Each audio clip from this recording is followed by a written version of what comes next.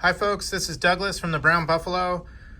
I quickly want to go over how to tie cording onto a zipper pull. If you ever want to customize your own zipper pull, maybe the knot here has come a little bit loose or maybe it untied, how to fix it.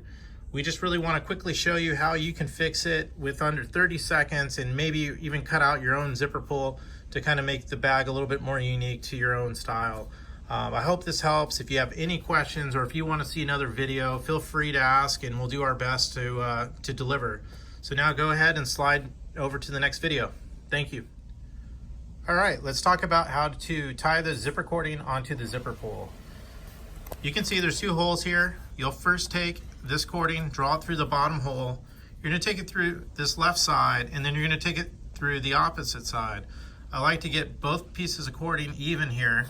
Pull some tension on it, double check that it's tight down here, and then I'm gonna go ahead, pull the strings in a loop, tie them through, make sure they're tight there, and I pull on it. There you go. You have a zipper pull, and you can go and create your own custom ones if you'd like. Use this as your template. If you ever have any other questions, feel free to reach out and we'll do our best to answer it through video or through a DM or any type of questions, answers that we can help you out with. Hope this helps and we'll talk later. Thanks.